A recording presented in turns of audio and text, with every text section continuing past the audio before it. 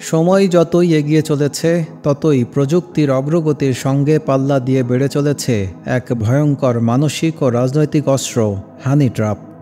এটি কোনো সাধারণ প্রেমের ফাঁদ নয়, বরং একটি সুপরিকল্পিত ষড়যন্ত্র, যেখানে চাতুর্যের সাথে এক ব্যক্তিকে মানসিক, আর্থিক কিংবা রাষ্ট্রীয় গোপন তথ্য ফাঁসের জন্য ব্যবহার করা হয়। হানি ট্র্যাপের ব্যবহার নতুন কিছু নয়। গোয়েন্দা সংস্থাগুলো বহু আগেই এটি তাদের অস্ত্রাগারে যুক্ত করেছে। তবে বর্তমানে এই অস্ত্র আরও মারাত্মক রূপ নিয়েছে সামাজিক যোগাযোগ মাধ্যমের কারণে। ফেসবুক, ইনস্টাগ্রাম, হোয়াটসঅ্যাপ বা টেলিগ্রামে তৈরি করা হয় ফেক প্রোফাইল। আকর্ষণীয় ছবি, রোমান্টিক বার্তা আর ভিডিও কলের মাধ্যমে টার্গেট করা হয় সরকারি কর্মকর্তা, সাংবাদিক, প্রযুক্তিবিদ, এমনকি সেনা সদস্যদের। সম্পর্ক যত গভীর হয় ততই বেরিয়ে আসে গোপন তথ্য। এরপর শুরু হয় ব্ল্যাকমেইল। হানি ট্র্যাপের ইতিহাস বহু পুরনো, তবে এর একটি বিখ্যাত এবং ক্লাসিক উদাহরণ হল মাতা হারি। তার আসল নাম ছিল মার্গারেটা জার্ট্রুদা জেল্লে। তিনি ডাচ বংশোদ্ভূত একজন নৃত্যশিল্পী, যিনি নিজের রূপ, সৌন্দর্য এবং রহস্যময় চরিত্র দিয়ে ইউরোপ জুড়ে খ্যাতি অর্জন করেছিলেন। প্রথম বিশ্বযুদ্ধের সময় মাতা হারি ফরাসি এবং জার্মান গোয়েন্দা কর্মকর্তাদের সঙ্গে সম্পর্ক গড়ে তোলেন।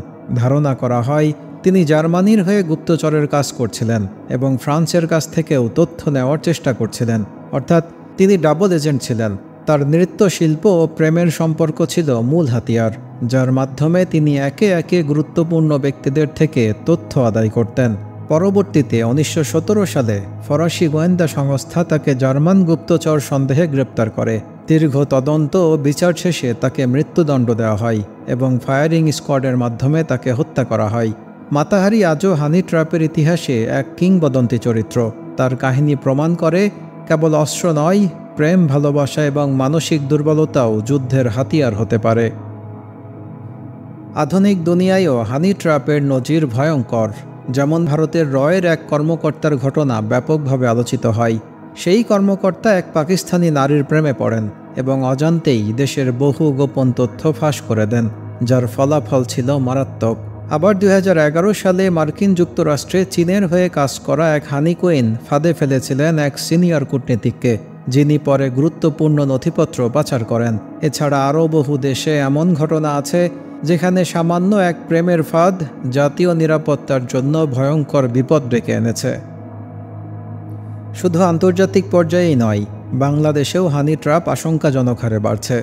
সাইবার নিরাপত্তা বিশেষজ্ঞদের মতে কিছু সন্দেহজনক ব্যক্তি সামাজিক যোগাযোগ মাধ্যমে ভুয়া পরিচয়ে প্রোফাইল তৈরি করে সরকারি কর্মকর্তা এবং নিরাপত্তা বাহিনীর সদস্যদের টার্গেট করে হানি ট্র্যাপের চেষ্টা চালাচ্ছে। তারা সাধারণ আকর্ষণীয় নারী সেজে বন্ধুত্ব বা রোমান্টিক সম্পর্ক গড়ার প্রলোভন দেখায়। এরপর ধীরে ধীরে ব্যক্তিগত তথ্য আদায়ের চেষ্টা করে। অনেক সময় এই সম্পর্ককে ব্যবহার করে গোপন তথ্য চুরি, ব্ল্যাকমেইল কিংবা মানসিক চাপে ফেলার মতো ঘটনা ঘটছে।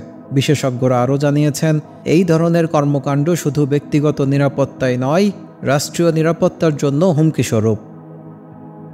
বর্তমান বিশ্বে যেখানে তথ্যই সবচেয়ে বড় শক্তি, সেখানে হানি ট্র্যাপ এক ভয়াবহ অস্ত্র হিসেবে আত্মপ্রকাশ করেছে। তাই বিশ্বব্যাপী গোয়েন্দা সংস্থাগুলো এখন প্রযুক্তি নির্ভর হানি ট্র্যাপকে ঠেকাতে বাড়তি নজর দিচ্ছে। কিন্তু সাধারণ নাগরিকদের সচেতনতা না থাকলে এসব প্রতিরোধ যথেষ্ট নয়।